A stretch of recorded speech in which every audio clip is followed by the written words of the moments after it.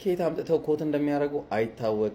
ይህ በጣም ይገርመኛል። አንደኛ ቆሮንቶስ ምዕራፍ 2 ቁጥር 9 ላይ ነገር ግን ዓይን ያላየችው ጆሮ ያልሰማችው በሰው ልብም ያልታሰበው እግዚአብሔር ለሚወዱት ያዘጋጀው ተብሎ እንደተጻፈ እንዲህ እንናገራለን አለ። የት ነው ተብሎ የተጻፈው? ጳውሎስ የት ነው እንደዚህ ተብሎ የተጻፈው? እባካችሁ ሰላም እንዴት ናችሁ? እግዚአብሔር ይመስገን። ቅዱስ ጳውሎስ ከመጽሐፈ መቃብያን ቀዳማዊ 14:20 ላይ ነው ኮት ያደረገው።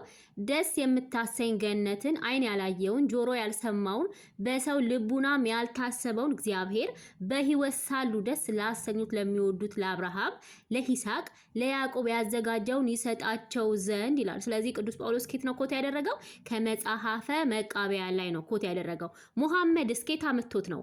ሱናን ኢብን መጃ 43:28 እና ሳሂህ አልቡኻሪ 74:96 አቡ ሁሬራ እንዳስተላለፈው ነብዩ እንዲህ ብለዋል። አላህ እንዲህ አለ፣ እኔ ለታማኝ ባሮቼ ዓይን ያላየችውን ጆሮ ያልሰማውን የሰው ልብ ሊያስበው የማይቻለውን አዘጋጅቻለሁ።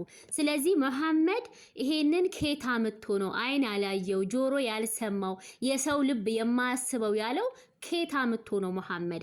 ከቅዱስ ጳውሎስ ላይ ሰርቆ ነው?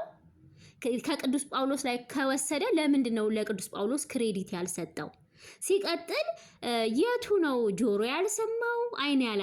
የእናንተን ገነት አልሰማነውም እንዴ? ባናየውም ሰምተነዋል እኮ። አላህ አዘጋጅቼላችሁ ያለው 72 ሚስት ነው።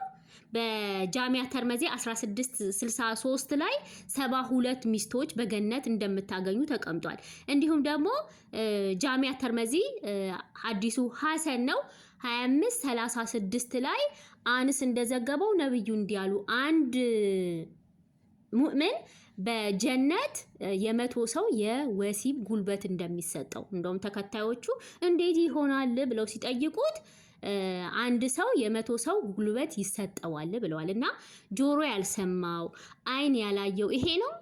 እስቲ ንገረን መሐመድ ከየት አምጥቶ ነው ይሄንን ኮት ያደረገው?